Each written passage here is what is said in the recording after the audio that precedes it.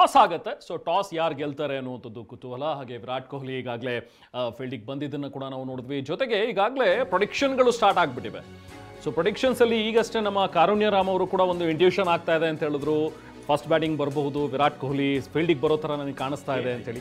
ಈಗ ಅದಕ್ಕೆ ಕಾರುಣ್ಯ ರಾಮ್ ಅವ್ರ ಪ್ರಿಡಿಕ್ಷನ್. ಓಕೆ, ಈಗ AI ಕೂಡ ಹೇಳ್ತಾ ಇದೆ, ಗ್ರಕ್ ಆಗಲಿ ಅಥವಾ ChatGPT ಆಗಲಿ, ಜೆಮಿನೈ ಆಗಲಿ, ಇವೆಲ್ಲದರಲ್ಲೂ ಕೂಡ ನಾವು ಕೇಳಿದ್ರೆ ಯಾರು ಇವತ್ತಿನ ಒಂದು ಮ್ಯಾಚ್ ಗೆಲ್ತಾರೆ ಅಂಥೇಳಿ, ಅದು RCB ಗೆಲ್ಲುತ್ತೆ ಅಂತೇಳಿ. ಸ್ವಲ್ಪ ಪ್ರಯಾಸದಾಯಕ ಅಂದ್ರೂ ಕೂಡ ಬಟ್ ಗೆಲ್ಲುತ್ತೆ RCB ಅನ್ನೋದನ್ನ ಹೇಳ್ತಾ ಇದೆ. That's more important.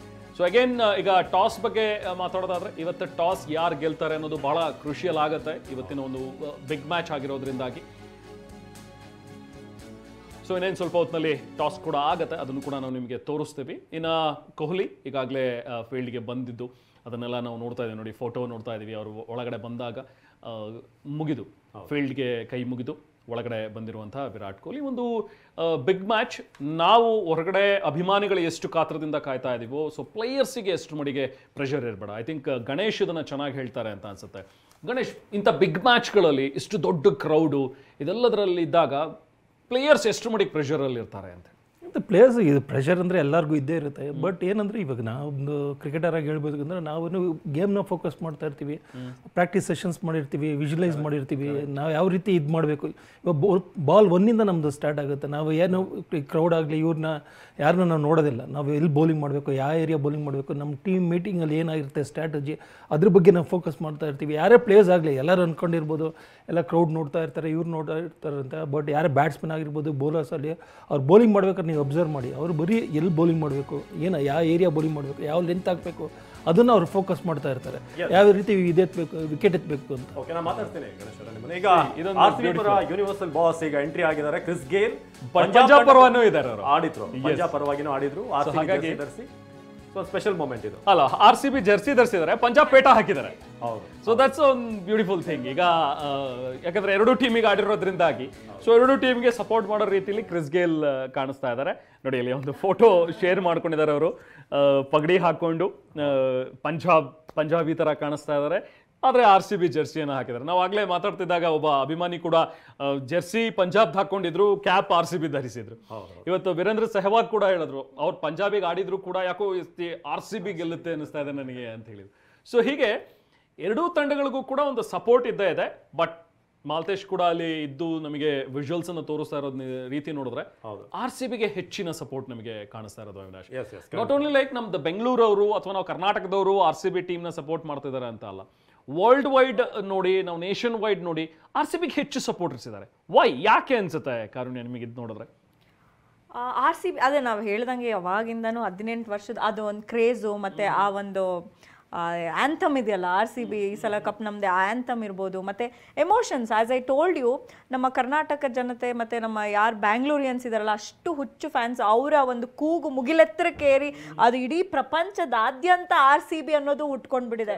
So sometimes ಏನಾಗುತ್ತೆ, ಬ್ರ್ಯಾಂಡ್ನ ನಾವು ಏನೋ ತೋರಿಸ್ಬಿಟ್ಟು ಕ್ರಿಯೇಟ್ ಅಲ್ಲ, ಜನರ ಬಾಯಿಂದ ಮೌತ್ ಟು ಮೌತೇ ಅದು ರೀಚ್ ಆಗುತ್ತೆ. ಸೊ ಅದರಿಂದ RCB ಅನ್ನೋದು ಈಗ ಪ್ರಪಂಚದಾದ್ಯಂತ ಅದು ರೀಚ್ ಆಗಿರೋದ್ರಿಂದ ಇಡೀ ವರ್ಲ್ಡ್ ವೈಡ್ RCB ಫ್ಯಾನ್ಸೇ ಜಾಸ್ತಿ ಇರೋದು. Nikhita, how you feel? ಅಲ್ಲ, ಆಬ್ವಿಯಸ್ಲಿ ಕನ್ನಡಿಗರಿಗೆ ಕನ್ನಡ ಮೇಲೆ ಜಾಸ್ತಿ ಇದ್ದೇ ಇರುತ್ತೆ. ಆ್ಯಂಡ್ ಆಲ್ಸೋ ಅವರ ಆಟನೂ ಅದೇ ಥರ ತುಂಬ ಚೆನ್ನಾಗಿ ಆಡಿದ್ದಾರೆ ಈ ಸತಿ. ಆ್ಯಂಡ್ ಎಲ್ಲರೂ ಹೇಳ್ದಂಗೆ 18 ಸೀಸನ್ 18 ನಂಬರ್ ಆಗಲಿ, ಆ್ಯಂಡ್ 8+1 9 ಒಂದು ಲಕ್ಕಿ ನಂಬರ್ ಎಷ್ಟೋ ಜನಕ್ಕೆ. ಆ್ಯಂಡ್ ಇವತ್ತು ನಾವು TV 9 ಕೂಡ ಕೂತಿದ್ದೀವಿ.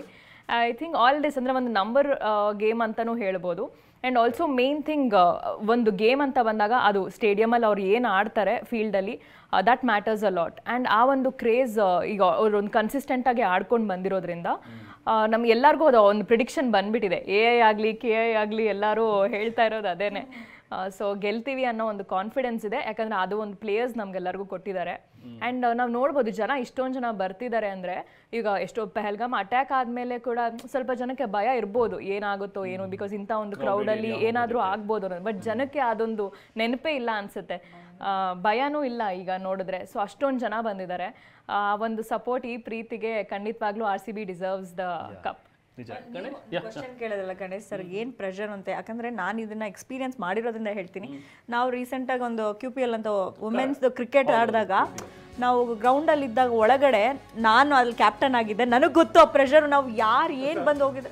ಟಾಸ್ ಆಗಿದೆ ಈಗ, ಟಾಸ್ ಪಂಜಾಬ್ ಪ್ರೆಡಿಕ್ಷನ್ ಬಹುಶಃ ಸಹಿ ಆಗ್ತಾ ಇದೆ ಅಂತ ಅನ್ಕೋತೀನಿ. ಕಾರುಣ್ಯ ರಾಮ್ ಅವರ ಪ್ರೆಡಿಕ್ಷನ್, ಅಲ್ಲಿ AI, ಇಲ್ಲಿ KP. ಕಾರುಣ್ಯ ರಾಮ್ ಅವರ ಪ್ರೆಡಿಕ್ಷನ್, ಟಾಸ್ ಗೆದ್ದ ಪಂಜಾಬ್. ಫೀಲ್ಡಿಂಗ್ ಆಯ್ಕೆ ಮಾಡ್ಕೊಂಡಿದೆ, ಟಾಸ್ ಗೆದ್ದ ಪಂಜಾಬ್ ಕಿಂಗ್ಸ್. ನಾವೇನು ಬಯಸ್ತಾ ಇದ್ವಿ ಅದಾಗಿಲ್ಲ, ಬಟ್ ಕಾರುಣ್ಯ ರಾಮ್ KI, ಕಾರುಣ್ಯ ಅವರ ಇಂಟೆಲಿಜೆನ್ಸ್ ವರ್ಕ್ ಆಗಿದೆ, ಇಂಟ್ಯೂಷನ್. ಸೊ ಅದು ಈಗ ಟಾಸ್ ಗೆದ್ದಿರೋದು ಶ್ರೇಯಸ್ ಅಯ್ಯರ್. ನಿರೀಕ್ಷೆ ಆಗಿ ನಾವು ಮಾತಾಡ್ತಾ ಇದ್ವಿ, ಗಣೇಶ್ ಅವರು ಕೂಡ ಹೇಳ್ತಾ ಇದ್ರು, ಪ್ರದೀಪ್ನ ಕೂಡ ಹೇಳ್ತಾ ಇದ್ರು, ಟಾಸ್ ಗೆದ್ರೆ ಯಾರು ಕೂಡ ಚೇಸಿಂಗ್ ಆಯ್ಕೆ ಮಾಡ್ಕೊಳ್ತಾರೆ. ಜೊತೆಗೆ ಲಾಸ್ಟ್ ಮ್ಯಾಚ್ ಅವರು ಮುಂಬೈ ಮೇಲೆ ಟಾಸ್ ಗೆದ್ದೆ ಏನೋ ಫೀಲ್ಡಿಂಗ್ ಮಾಡಿ ಚೇಸಿಂಗ್ ಮಾಡಿನೇ ಗೆದ್ದಿರೋದು. ಸೊ ಇದಕ್ಕೆ ರಿಯಾಕ್ಷನ್ ಕಾರುಣ್ಯ ರಾಮ್ ಅವರೇ ಕೊಡಬೇಕು. ಕಾರುಣ್ಯ ಅವರೇ, ನಿಮ್ಮ ಇಂಟೆಲಿಜೆನ್ಸ್ ಇಲ್ಲಿ ವರ್ಕ್ ಆಗಿದೆ, ಟಾಸ್ ಗೆದ್ದು ಅವ್ರು ಬೌಲಿಂಗ್ ತಗೊಂಡಿದ್ರೆ, ಸೊ ನಮ್ದೇ ಬ್ಯಾಟಿಂಗ್, RCB ನಮ್ದು ನಾನು ಬ್ಯಾಟಿಂಗ್. ಅವಾಗಲೇ ಹೇಳಿದೆ, ಪ್ರಿಡಿಕ್ಷನ್ ವಿಷಲ್. ಸೊ ನನ್ಗೆ ಅದು ನನ್ಗೆ ಅನ್ಸಿದ ತಕ್ಷಣ ನಾನು ಹಂಗೆ ಹೇಳಿದೆ. ಬಟ್ ನಾನು ಇವಾಗ ಬ್ಯಾಟಿಂಗ್ ಹೋದ್ರು, ನಾನು ಇಲ್ಲಿ ನಾವೆಲ್ಲ ಡಿಸ್ಕಷನ್ ಮಾಡ್ತಾ ಇದ್ವಿ, ಎಲ್ಲ ಅನ್ಕೊಳ್ತಾರೆ ಇವ್ರು ಹೇಳ್ದಂಗೆ ಆಗೋಯ್ತದ, ಯಾಕೆ ಇವ್ರು ಹೇಳ್ದಂಗೆ ಬ್ಯಾಟಿಂಗ್ ಹೋಗಿ ವಿನ್ನು ಆದ್ರು ಅಂತ ಯಾಕೆ ಅನ್ಕೊಳ್ಳಲ್ಲ, ಅದು ಆಗತ್ತೆ ಬೇಕಾದ್ರೆ. I am telling now itself. So RCB ಹಿಂಗೆ ವಿಜುವಲೈಸ್ ಮಾಡಿ, RCB ಕಪ್ಪಿಂಗ್ ಎತ್ತಿದೆ, ವಿರಾಟ್ ಕೊಹ್ಲಿ ಹಿಂಗ್ ಕಪ್ ಹಿಡ್ಕೊಂಡಿದ್ದಾರೆ, ವಿಜುವಲೈಸ್ ಮಾಡಿ. ವಿಜುವಲೈಸ್ ಮಾಡಿದ್ದೆ, ಇವಾಗ ಅವ್ರ ಫೀಲ್ಡ್ ಬಂದಿದ್ದಾರೆ, ನೆಕ್ಸ್ಟ್ ಟ್ರೋಫಿ ಇಟ್ಕೊಳ್ಳೋದು RCBನೇ. Yes, super. Ganesh, so as we ಮಾತಾಡ್ತಾ ಇದ್ದ ಹಾಗೆ ಟಾಸ್ ಗೆದ್ದ ತಕ್ಷಣ ಫೀಲ್ಡಿಂಗ್ ತಗೊಂಡಿದ್ದಾರೆ, ಏನ್ ಹೇಳ್ತೀರಿ ಈ ಡಿಸಿಷನ್? ಇದು ಏನು ಪಾಸಿಟಿವ್ ಆಗಿ ಆಡಬೇಕು, ಇದು ಫೈನಲ್ಸ್ ಅಂತ ಇದೆ, ನೆಕ್ಸ್ಟ್ ಗೇಮ್ ಅಂದ್ಕೊಂಡು ಇವ್ರು ಆಡಬೇಕು. ಫಸ್ಟು 6 ಓವರ್ಸು ತುಂಬ ಇಂಪಾರ್ಟೆಂಟ್. ಹರ್ಷದೀಪ್ ಅವರು ಲೆಫ್ಟ್ ಹ್ಯಾಂಡ್ ಬೌಲರು, ಅವ್ರದ್ದು ಸ್ವಲ್ಪ ಸ್ವಿಂಗ್ ಆಗ್ತಾ ಇರುತ್ತೆ. ಫಸ್ಟು ಒಂದೆರಡು ಓವರ್ ನೋಡ್ಕೊಂಡಿದ್ರೆ ತುಂಬ ಚೆನ್ನಾಗಿರುತ್ತೆ. ಬಿಗ್ ಮ್ಯಾಚ್ಗಳಲ್ಲಿ ಯಾಕೆ ಹಿಂಗೆ ಆಗುತ್ತೆ ಅಂತ, ಯಾಕಂದ್ರೆ ಇಂಡಿಯಾ ವರ್ಸಸ್ ಆಸ್ಟ್ರೇಲಿಯಾ ಇದೇ ಗ್ರೌಂಡಲ್ಲಿ ODI ವರ್ಲ್ಡ್ ಕಪ್ ಆಡಿದ್ವಿ, ಅವತ್ತು ನೋಡಿದ್ರೆ ಹಂಗೆ ಆಯಿತು. ಸೊ ಬಿಗ್ ಮ್ಯಾಚ್ಗಳಲ್ಲಿ ನಾವೇನು ಬಯಸ್ತೀವಿ ಅದು ಉಲ್ಟಾ ಆಗುತ್ತೆ, ಆ ಥರದ್ದು ಏನಾದರೂ ಲಾಜಿಕ್ ಇದೆಯಾ? ಅದೇ ಕ್ರಿಕೆಟ್ ಅದು. ಕ್ರಿಕೆಟ್ ಇವಾಗ ರೆಹಮಾನ್ ಅವಲೇ ನೀವೇ ಹೇಳಿದವಲ್ಲೇ, ಅಲ್ಲಿ ಅವರು ಒಂದು ಹೇಳ್ತಾ ಇರ್ತಾರೆ, ಇಲ್ಲಿ ಆಗದೆ ಒಂದು, ಇದು ಅದೇ ರೀತಿ ಆಗ್ತಾ ಇರುತ್ತೆ. ಕ್ರಿಕೆಟ್ ಇದು ಡಿಫ್ರೆಂಟ್ ಬಾಲ್ ಗೇಮ್, ಇದು ball by ball till last ball board match is not over. ಅಂದ್ರೆ ಲಾಸ್ಟ್ ಬಾಲ್ವರೆಗೂ ನಾವು ಕಾತರದಿಂದ ಕಾಯೋಣ ರಿಸಲ್ಟ್ಗಾಗಿ. ಬಟ್ ನಮ್ದೊಂದು ಡೈಲಾಗ್ ಇದೆ, ಟಾಸ್ ಅವ್ರು ಗೆಲ್ಲಿ, ಮ್ಯಾಚ್ ನಾವು ಗೆಲ್ತೀವಿ. ಓಕೆ, ಟಾಸ್ ಆಸ್ ಎಕ್ಸ್ಪೆಕ್ಟೆಡ್ ನಾವು ಡಿಸ್ಕಸ್ ಮಾಡ್ದಂಗೆ ಪಂಜಾಬ್ ಕಿಂಗ್ಸು ಆಗಲಿ RCB ಆಗಲಿ they would have bold first. ಯಾಕಂದರೆ RCB last 2 games they have one chasing the match against Lucknow ಅಷ್ಟೇ, and against the last match qualifier 1 against Punjab ಅದೇ ಆಗಿರೋದು. So even Punjab kings last match Mumbai Indians ಮೇಲೆ ಆಡಿರೋದು high total chase ಮಾಡಿ ಗೆದ್ದಿದ್ದಾರೆ. So ಅವ್ರು they would like to repeat that. But again ನಾವೀಗ if we calculated risk ತೊಗೊಂಡು ಗಣೇಶ್ ಸರ್ ಹೇಳ್ದಂಗೆ ಫಸ್ಟ್ 2-3 ಓವರ್ಸ್ ಚೆನ್ನಾಗಿ ಆಡಿಕೊಂಡು, ಇಫ್ ವಿರಾಟ್ ಕೊಹ್ಲಿ ಸ್ವಲ್ಪ ಲಾಂಗ್ ಆಗಿ ಸ್ಟೇ ಆದರೆ ಡೆಫಿನೆಟ್ಲಿ ಮ್ಯಾಚ್ಗೆ we can get a high score on the board. Okay, first match ನಾವು ಅದರಿಂದ ಒಂದು ಲೀಫ್ ತಗೊಳ್ಳೋದಾದ್ರೆ, ಅದರಿಂದ ಫಸ್ಟ್ ಮ್ಯಾಚಲ್ಲಿ ಇದೇ ಪಿಚ್ಚಲ್ಲಿ ಫಸ್ಟ್ ಪಂಜಾಬ್ ಬ್ಯಾಟಿಂಗ್ ಮಾಡಿದ್ರು, 243 ಹೊಡೆದಿದ್ರು. ಅದಾದಮೇಲೆ GT 230+ ಏನೋ ಹೊಡೆಯುತ್ತೆ, ವಿನ್ ಆಗಿದ್ದಾರೆ. ಬಟ್ ಇಲ್ಲಿ ನಾವು ಟಾಸ್ ಈಗ ಸೋತಿರೋದ್ರಿಂದ ಒಂದು ಸೇಫ್ ಸ್ಕೋರ್ ಅಂದರೆ ಎಷ್ಟು ಅನಿಸುತ್ತೆ ಅಂತ? ನನ್ನ ಪ್ರಕಾರ ಫೈನಲ್ಸ್ ಆಗಿರೋದ್ರಿಂದ ಒಂದು 20 ರನ್ಸ್ ಎಕ್ಸ್ಟ್ರಾ ಬೇಕಾಗುತ್ತೆ, ಬಿಕಾಸ್ ಬೌಲರ್ಸ್ ಮೇಲೂ ಸಖತ್ ಪ್ರೆಷರ್ ಇರುತ್ತೆ. So I would say anything about 220-230 is a good score. Yeah, that's a safe score. That's true. Ganesh? 200+. 200+. But ನೀವು ಹೇಳಿದ್ರಿ ಮಾಯಿಶ್ಚರ್ ಇದೆ ಅಂತ, ಸೆಕೆಂಡ್ ಇದರಲ್ಲಿ ಡ್ಯೂ ಫ್ಯಾಕ್ಟರ್ ಗ್ರಿಪ್ ಆಗುತ್ತಾ ಬಾಲ್ ಹೇಗೆ ಅಂತ? ಖಂಡಿತ ಗ್ರಿಪ್ ಆಗೋ ಚಾನ್ಸಸ್ಗಳು ಜಾಸ್ತಿ ಇರುತ್ತೆ, ಅದೇ ಡ್ಯೂ ಫ್ಯಾಕ್ಟರ್ ಇರೋದ್ರಿಂದ. ಅದಕ್ಕೆ ಅವರು ಇದು ಚೇಸ್ ಮಾಡ್ತಾ ಇರೋದು, ಟಾಸ್ ಗೆದ್ದು ಇವಾಗ ಬೌಲ್ ಮಾಡ್ತಾ ಇರೋದು. ಸೊ ನಮಗೆ RCBಗೆ ಸ್ವಲ್ಪ ಥ್ರೆಟ್ ಪಂಜಾಬಲ್ಲಿ ಅಂತ ಹೇಳಿ ಅನ್ಸಿದ್ರೆ ಯಾರು ನೋಡ್ಬೋದು? ಈಗ ಅಫ್ಕೋರ್ಸ್ ಬೌಲಿಂಗ್ ಫಸ್ಟ್ ಇರ್ತಾರೆ, ಹರ್ಷದೀಪ್ ಸಿಂಗ್, ಸೊ ಜೊತೆಗೆ ಚಹಲ್, ಸೊ ಇವ್ರು ಎಷ್ಟು ಕಾಡಬಹುದು? ಚಹಲ್ ಆ್ಯಕ್ಚುಲಿ RCB ಆಡಿರೋದ್ರಿಂದ ಅವ್ರಿಗೆ ಗೊತ್ತು ವೀಕ್ನೆಸ್ಗಳು ಎಲ್ಲ. ಚಹಲ್ ಸ್ವಲ್ಪ ಅವರು ಮ್ಯಾಚ್ ವಿನ್ನರ್ ಆಗ್ಬೋದು. ರೆಹಮಾನ್ ರೈಟ್. ಎಸ್, ಗಣೇಶ್ ಅವರು ಮಾತಾಡ್ತೇನೆ. ಈಗ ನಮ್ಮ RCB ಟೀಮ್ ಇವತ್ತಿನ 11 ನೋಡೋಣ, ಯಾಕಂದ್ರೆ ಬ್ಯಾಟಿಂಗ್ ಫಸ್ಟ್ ಆಗಿರೋದ್ರಿಂದ ರಜತ್ ಪಟಿದಾರ್, ಹಾಗೆ Virat Kohli, Phil Salt, Livingstone ಇದ್ದಾರೆ. ನಾವು ಡೇವಿಡ್ ಬರ್ತಾರೆ ಅಂತ ಅನ್ಕೊಂಡಿದ್ವಿ. Jitesh Sharma, Romario Shepherd, Krunal Pandya, Bhuvneshwar, Yash Dayal, Suyash Sharma, Josh Hazlewood. ಇಲ್ಲಿ ಒಂದು ಬದಲಾವಣೆ ಏನಾಗುತ್ತೆ ಅಂತಂದ್ರೆ, ಸುಯೇಶ್ ಶರ್ಮಾ ಸೆಕೆಂಡ್ ಇನ್ನಿಂಗ್ಸ್ ಅಲ್ಲಿ ಬರ್ತಾರೆ, ಈಗ ಮಯಾಂಕ್ ಬರ್ತಾರೆ. ಸೊ ಇದೊಂದು ಚೇಂಜಸ್ ಇರುತ್ತೆ, ಅದೊಂದು ಬದಲಾವಣೆ ನೀವು ಅಬ್ಸರ್ವ್ ಮಾಡ್ಕೊಳ್ಳಿ ಯಾರು ನೋಡ್ತಿರುವಂಥವ್ರು.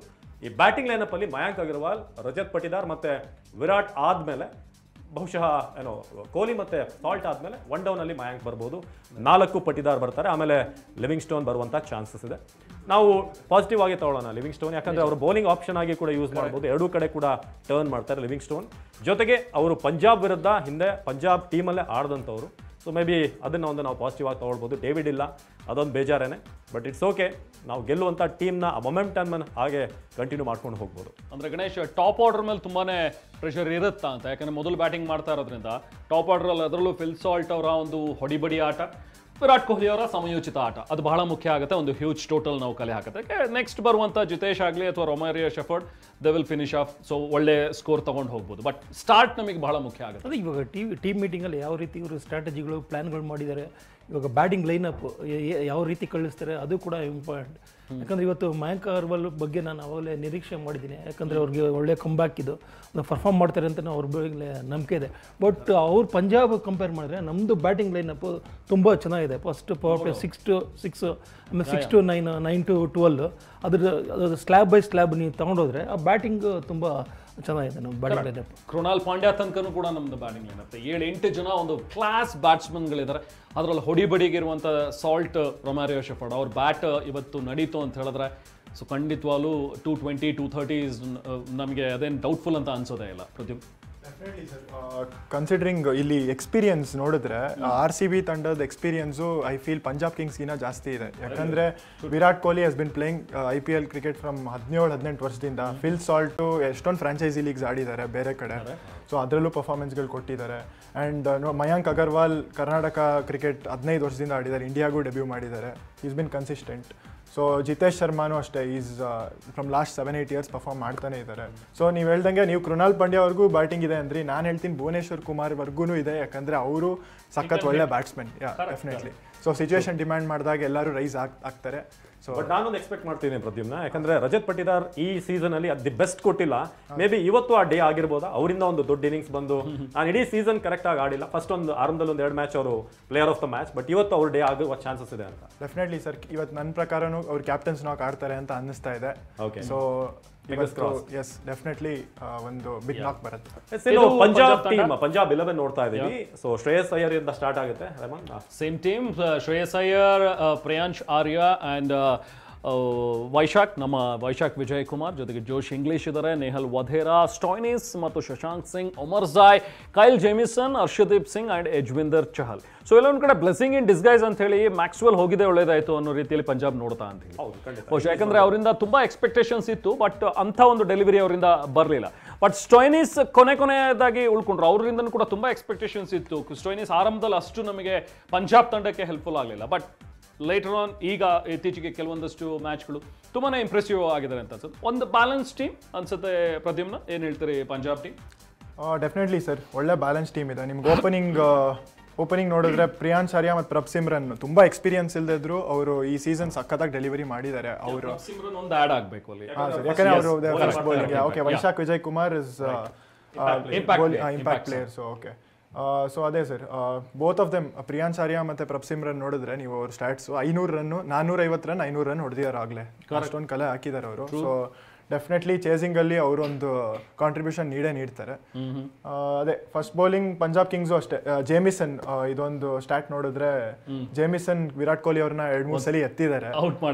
ಬಟ್ ಒಂದು ಟೆಸ್ಟ್ ಕ್ರಿಕೆಟ್ ಅಲ್ಲಿ ಮಾಡಿರೋದು. Last match first qualifier 1 bounce ಆಗಿ ಕಾಟ್ ಬಿಹೈಂಡ್. ಅವರ ಹೈಟ್ ಮ್ಯಾಟರ್ ಆಗುತ್ತೆ, ಯಾಕಂದ್ರೆ ಈ ಪಿಚ್ ಗಣೇಶ್ ಸರ್ ಒಳ್ಳೆ ಹೈಟ್. ನಿಮ್ದು ನಿಮಗೆ ಗೊತ್ತಿದೆ ಯಾಕೆ ಹೈಟ್ ಮ್ಯಾಟರ್ ಆಗುತ್ತೆ ಫಾಸ್ಟ್ ಬೌಲರ್ಗೆ? ಲೆಂತ್ ಡಿಫ್ರೆಂಟ್ ಲೆಂತ್ ಇರುತ್ತೆ. ಇವಾಗ ಪ್ರಜ್ಜಿನ ಬೌಲಿಂಗ್ ಮಾಡೋದಕ್ಕೂ ನಾವು ಬೌಲಿಂಗ್ ಮಾಡೋದಕ್ಕೂ ಲೆಂತ್ ಡಿಫ್ರೆಂಟ್ ಇರುತ್ತೆ. ಅದು ಬೌನ್ಸ್ ಎಕ್ಸ್ಟ್ರಾ ಬೌನ್ಸ್ ಇರುತ್ತೆ ಅದರಿಂದ. ಹೌದು. ಪಂಜಾಬ್ ಟೀಮ್ ಗಣೇಶ್ ನೀವು ನೋಡೋ ಹಾಗೆ ಹೇಗೆ ಬ್ಯಾಲೆನ್ಸ್ಡ್ ಅಂತ ಅನ್ಸುತ್ತೆ ಪಂಜಾಬ್ ಟೀಮ್? ಇವಾಗ ಏನಂದ್ರೆ ಫೈನಲ್ಸ್ ಇರೋದ್ರಿಂದ ನಾವು ಯಾರನ್ನೂ ಇದು ಲೈಟಾಗಿ ತಗೊಳಂಗಿಲ್ಲ. ಯಾಕಂದ್ರೆ ಇವಾಗ 6 ಜನ ಕ್ಯಾಪ್ ಪ್ಲೇಯರ್ಸ್ ನಾವು ನೋಡಿಲ್ಲ. ಅವರು ಕೂಡ ಇವಾಗ ಇಂಡಿಯಾ ಆಡಬೇಕು ಅಂತ ಇರ್ತಾರೆ, ಅವರು ಪರ್ಫಾರ್ಮ್ ಮಾಡ್ಬೇಕಂತಾರೆ, ಸೆಲೆಕ್ಟರ್ಸ್ ಎಲ್ಲ ನೋಡ್ತಾ ಇರ್ತಾರೆ. ಅದರಿಂದ ಇದು ನನಗಂದಂಗೆ ಇದು ಈಕ್ವಲ್ ಬ್ಯಾಲೆನ್ಸ್ ಇದೆ ಟೀಮ್. ಪ್ರದೀಪ್, ಯಾವಾಗಲೂ ಕೂಡ ನಾವು ಆಪೋಸಿಟ್ ಟೀಮ್ನ ಒಂದು ಟ್ರಂಪ್ ಕಾರ್ಡ್ ಇರುತ್ತಲ್ಲ ಅದನ್ನ ಹೊಡಿಬೇಕು ಅಂತ. ಯಾಕಂದ್ರೆ ಲಾಸ್ಟ್ ಮ್ಯಾಚ್ ಇವ್ರು ಮಾಡಿದ್ದಾರೆ, ಜಸ್ಪ್ರೀತ್ ಬುಮ್ರಾಗೆ 1 ಓವರ್ 20 ರನ್ ಹೊಡಿತಾರೆ. ಅವಾಗಲೇ ಅವ್ರ ಬೌಲಿಂಗ್ ವೀಕ್ ಆಗಕ್ಕೆ ಒಂಥರ ಸ್ವಲ್ಪ ಡೌನ್ ಆಗುತ್ತೆ. ಇವತ್ತು ನಾವು ಹರ್ಷದೀಪ್ನ ಟಾರ್ಗೆಟ್ ಮಾಡಬೇಕು ಅಂತ ಅನ್ಸುತ್ತೆ. ಟಾರ್ಗೆಟ್ ಅಂದ್ರೆ ಅದೇ ಸರ್, ಸಿಚುವೇಶನ್ ತಕ್ಕಂತೆ ಆಡಬೇಕಾಗತ್ತೆ. ಒಂದು ಅವ್ರನ್ನ ಸೇಫ್ ಆಡಬೇಕು, ಇಲ್ಲಾಂದ್ರೆ ಅವ್ರನ್ನ ಅಟ್ಯಾಕ್ ಮಾಡಬೇಕು, ಎರಡೇ ಆಪ್ಷನ್ ಅಂತ. ಸರ್ T20 ಸೇಫ್ ಆಡೋದು ಅಂತ ಏನಿಲ್ಲ. ಸೊ ನೀವು ಇವಾಗ ರನ್ಗೆ ಹೋಗ್ತಾ ಇರಬೇಕು. Obviously merit of the ball. ಇವಾಗ ರೊಟೇಷನ್ ಆಫ್ ಸ್ಟ್ರೈಕ್ ಅಂತೂ ಮ್ಯಾಂಡೇಟ್ರಿ, ಯಾಕಂದ್ರೆ ಡಾಟ್ಸ್ ಅಂತೂ ಆಡೋಕ್ಕಾಗಲ್ಲ, ಪ್ರೆಷರ್ ಕ್ರಿಯೇಟ್ ಆಗೇ ಆಗುತ್ತೆ. ಸೊ ನನ್ನ ಪ್ರಕಾರ ಫಿಲ್ ಸಾಲ್ಟ್ ರನ್ಗೆ ಹೋಗ್ತಾರೆ. ಹರ್ಷದೀಪ್ ಹಾಕಿದ್ರು ಅಷ್ಟೇ, ಜೇಮಿಸನ್ ಹಾಕಿದ್ರು ಅಷ್ಟೇ, he will go for is shots. ಯಾಕಂದರೆ ಪವರ್ ಪ್ಲೇ ಯೂಸ್ ಮಾಡಬೇಕಾಗತ್ತೆ, ಬಿಕಾಸ್ 2 ಫೀಲ್ಡರ್ಸ್ ಔಟ್ಸೈಡ್ ಇರ್ತಾರೆ. as an opener that is your role, so they will target him ಅಂತ ನನಗೆ ಅನ್ಸುತ್ತೆ. ಓಕೆ ಎಸ್ ಸೊ ಇನ್ನು ಅಲ್ಲಿ ನರೇಂದ್ರ ಮೋದಿ ಸ್ಟೇಡಿಯಂನಲ್ಲಿ ಈಗಾಗಲೇ ಕ್ರೌಡ್ ಕೂಡ ಗ್ಯಾದರ್ ಆಗಿದೆ. ನಾವು ಕೂಡ ನೋಡ್ತಾ ಇದ್ವಿ, ನಮ್ಮ ಕೊಲೀಗ್ ಮಾಲ್ತೇಶ್ ಕೂಡ ಅಲ್ಲಿಂದ ಒಂದು ರಿಪೋರ್ಟ್ ನೀಡಿದ್ರು. ಸೊ ಹೇಗಿದೆ ಅಲ್ಲಿನ ಒಂದು ಸೆಲೆಬ್ರೇಷನ್ ಮೂಡ್, ಜೊತೆಗೆ ಅಲ್ಲಿರೋ ಬರ್ತಾ ಇರುವಂತಹ RCB ಅಭಿಮಾನಿಗಳು, ಸೊ ಅಲ್ಲಿನ ಮೂಡ್ ಹೇಗಿದೆ ಅನ್ನುವಂಥದ್ದು ಬನ್ನಿ ನೋಡೋಣ. ಇದೊಂದು ರೀತಿ ಪ್ರವಾಹ ಇದು. ಯಾಕಂದರೆ ನನಗೆ ಬಹುಶಃ ನಿಮಗೆ ಹೇಳ್ತಾ ನಾನು 3 ಗಂಟೆ ಆಯಿತು ಅಂತ ಕಾಣಿಸುತ್ತೆ. ಆಲ್ಮೋಸ್ಟ್ 3 o'clock ನಾನು ಈ ಸ್ಪಾಟು ಮತ್ತು ಮತ್ತೆರಡು ಸ್ಪಾಟಲ್ಲಿ ನಿಂತ್ಕೊಂಡು ನಾನು ನಿಮಗೆ ರಿಪೋರ್ಟ್ ನೀಡೋ ಅಷ್ಟೊತ್ತಿಗೆ ಆಗ ಯಾವ ರೀತಿಯಾದ ಕ್ರೌಡ್ ಕಂಡು ಬರ್ತಾ ಇದೆಯೋ ಅದೇ ರೀತಿಯಾದಂಥ ಕ್ರೌಡ್. ಒಂದು ಮೆಟ್ರೋ ಸ್ಟೇಷನ್ನಿಂದ 2 ಮೆಟ್ರೋ ಸ್ಟೇಷನ್ 2 ಭಾಗದಿಂದ ಬರ್ತಾ ಇರೋ ಜನ ಅದೊಂದು ರೀತಿ ಪ್ರವಾಹದ ರೀತಿ ಬರ್ತಾ ಇದ್ದಾರೆ. ಎಲ್ಲಿಂದ ಬರ್ತಿದ್ದಾರೆ ಇಷ್ಟು ಜನ, ಇವ್ರು ಹೆಂಗೆ ಬಂದರು ಇಲ್ಲಿಗೆ, ಬಹಳ ಕನ್ಫ್ಯೂಷನ್ಸ್. ಯಾಕಂತಾರೆ ಹೌದಪ್ಪ, ಒಂದು 7-8 ಫ್ಲೈಟ್ ಇದೆ, 200 ಕೆಪಾಸಿಟಿ ಇರುವಂಥ ಫ್ಲೈಟ್ ಅಂತ ಅಂದ್ರೆ ಓಕೆ, ಒಂದು 1600 1800 ಜನ ಅಥವಾ ಒಂದು 10,000 ಜನನೇ ಇಟ್ಕೊಳ್ಳೋಣ. ಟ್ರೈನಿಂದ ಬಂದರು, ಬಸ್ಸಿಂದ ಬಂದರು, ಎಲ್ಲಿ ಓನಾಗಿ ಬಂದರು, ಅಷ್ಟು ಒಂದು ರೀತಿ ಜನ ನೋಡಿದಂಥ ಸಂದರ್ಭದಲ್ಲಿ ಒಂದು ರೀತಿ ಆಶ್ಚರ್ಯ ಆಯ್ತು. ನೋಡಿ ಮೆಟ್ರೋ ಮೇಲೆ ನಾವು ತೋರಿಸ್ತಾ ಇದ್ದೀನಲ್ಲ, ಇದೇ ಮೆಟ್ರೋ. ಇಲ್ಲಿ ಈ ಮೆಟ್ರೋ ಇದ್ದ 2 ಸ್ಟೇಷನ್ನಿಂದ ಇಲ್ಲಿ ಕನೆಕ್ಟ್ ಆಗ್ತಾ ಇರುವಂಥ ಜನ, ಎಲ್ಲಿಂದ ಇಷ್ಟು ಜನ ಬರ್ತಾ ಇದ್ದಾರೆ. ಆಮೇಲೆ ಕೇಳಿದವರಲ್ಲಿ ಒಂದು 99% ಇರೋದು ಇಲ್ಲಿ RCB ಅವರೇ. ಬಹುಶಃ ಆ 99% ಅಲ್ಲಿ ಒಂದು ಅಂದಾಜು ಜನರಲೈಸ್ ಮಾಡಿ ಹೇಳೋದಾದ್ರೆ ಒಂದು 80% ಮೇಲೆ ಕನ್ನಡದವರೇ ಇದ್ದಾರೆ. ಮತ್ತೆ ರಾಜಸ್ಥಾನ, ಬಿಹಾರ, ಉತ್ತರ ಪ್ರದೇಶ ಸಾವಿರಾರು ಜನ ಇದ್ದಾರೆ. ಬಟ್ ಈ ಕನ್ನಡದವ್ರು ಎಲ್ಲಿಂದ ಬಂದ್ರು, ಇವ್ರು ಇಷ್ಟು ಜನ ಹೇಗೆ ಬಂದ್ರು, ಬಹಳ ಆಶ್ಚರ್ಯ ಆಗುತ್ತೆ ಅವಿನಾಶ್. ಅಂದ್ರೆ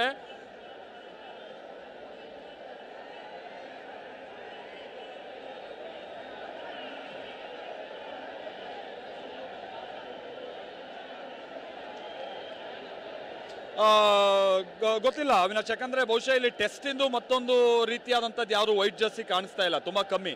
ಶರ್ಟ್ಸ್ ಕೆಲವರು ವೈಟ್ ಹಾಕೊಂಡ್ ಬಂದಿದ್ದಾರೆ ಯಾವುದು. ಆಮೇಲೆ ಇಲ್ಲಿ ಬಂದು ಪರ್ಚೇಸ್ ಮಾಡೋರು ನಿಮ್ಗೆ ಗೊತ್ತಲ್ವಾ, ಸ್ಟೇಡಿಯಂ ಹೋಗೋಷ್ಟೊತ್ತಿಗೆ 2 ಬಟ್ಟೆ ಹಾಕೊಂಡು ಹೋಗೋಕ್ಕಾಗಲ್ಲ ಅಂತ ಹೇಳ್ಕೊಂಡು ಒಂದ್ರ ಮೇಲೆ ಒಂದೆಲ್ಲ ಹಾಕೊಂಡಿರ್ತಾರೆ. ಈ ರೀತಿಯಾದಂಥದ್ದು ಒಂದಷ್ಟು ಗೊಂದಲ ಇರ್ಬೋದು. ಬಟ್ ಹೌದು, ಟೆಸ್ಟ್ಗೆ ಸಂಬಂಧಪಟ್ಟಂಗೆ ಕೊಹ್ಲಿ ರಿಟೈರ್ಮೆಂಟ್ ಘೋಷಿಸಿರುವಂಥ ಕಾರಣಕ್ಕಾಗಿ ಕೆಲವರು ಹಾಕೊಂಡು ಬಂದಿರುವಂಥದ್ದು ಹೌದು. ಅವ್ರ ಟೆಸ್ಟ್ ರೋಹಿತ್ ಶರ್ಮಾ ನಂಬರ್ ಇರುವಂಥ 45 ನಂಬರ್ ಇರುವಂಥ ಜೆಸ್, ಈ ರೀತಿಯಾದ ಭಾಳ ಇದೆ. ಬಟ್ ಇವತ್ತು ಕಂಪ್ಲೀಟ್ ರೆಡ್ ಆರ್ಮಿ, ಅದರಲ್ಲಿ ಏನು ನೋ ಡೌಟ್ ಅವಿನಾಶ್. ಏನೋ ಒಂದು ಮಧ್ಯ ಕೆಲವೊಂದು ವೈಟ್ ಶರ್ಟ್ಸ್ಗಳು ನಮ್ಗೆ ಕಾಣ್ತಾ ಇದಾವೆ, ಹೈಲೈಟ್ ಆಗ್ತಾ ಇದೆ, ಬಿಟ್ರೆ ಕಂಪ್ಲೀಟ್ ರೆಡ್ ಆರ್ಮಿ ನಾವಿಲ್ಲಿ ನೋಡ್ತಾ ಇರುವಂಥದ್ದು. ಹಾಗಂತ ಏನೋ 2-3 ಅಂದರೆ 2 ತಂಡಕ್ಕೆ ಸಂಬಂಧಪಟ್ಟಂಗಿನ ಬೆಂಬಲಿಗರು ಅಂತಲೂ ಕೂಡ ಹೇಳೋಕ್ಕಲ್ಲ. ನಾವೇನೋ ಬೆಂಗಳೂರು RCB ಕನ್ನಡದವರು ಆ ಕಾರಣಕ್ಕಾಗಿ RCBನ ಹೈಲೈಟ್ ಅಲ್ಲ, ಇಲ್ಲಿ ವಾಸ್ತವ ಇರುವಂಥದ್ದೇ ಇದು. ನಾವೀಗ ನೀವು ನೋಡ್ಬೋದು, ನೀವು ಕೂಡ ಏನಾದ್ರು ಹುಡುಕ್ಬೇಕು, ನೀವು ಎಲ್ಲಿ ಪಂಜಾಬ್ ಜೆರ್ಸಿ ಇದೆ ಅಂತ ಹೇಳ್ಕೊಂಬಿಟ್ಟು. ಆ ಮಟ್ಟಿಗಿನ ಕ್ರೌಡ್ ಈ ಸಲ ನಾವು ನೋಡ್ತಾ ಇರುವಂಥದ್ದು ಅವಿನಾಶ್. ಬಹುಶಃ ಆಮೇಲೆ ನಾವು ಇಲ್ಲಿ ಅಕ್ಕಪಕ್ಕದ ಅಂಗಡಿಯವರ ಹತ್ರನೂ ಕೂಡ ನಾವು ಮಾತನಾಡ್ತಾ ಇರುವಂಥ ಸಂದರ್ಭದಲ್ಲಿ ಅವರು ಅದನ್ನೇ ಹೇಳ್ತಾ ಇದ್ರು, ನಾವಿಲ್ಲಿ ವರ್ಲ್ಡ್ ಕಪ್ ಮ್ಯಾಚ್ಗಳನ್ನು ನೋಡಿದ್ದೀವಿ, ಫೈನಲ್ ಮ್ಯಾಚ್ಗಳನ್ನು, ಬಹುಶಃ ಈ ರೀತಿಯಾದಂಥ ಕ್ರೇಜ್ ನಾವು ನೋಡಿಲ್ಲ ಅನ್ನುವಂತ ಹೇಳ್ತಾ ಇದ್ರು. ಹೌದು, ಇಂಡಿಯಾ ಫ್ಲಾಗ್ ತರ್ತಾರೆ, ಇಂಡಿಯಾ ಜೆರ್ಸಿಲ್ ಬರ್ತಾರೆ, ಬಟ್ ಇದು ಏನಿದು ಅಂತ ಅವರು ಗುಜರಾತಿಗಳು ಕೂಡ ಒಂದು ರೀತಿ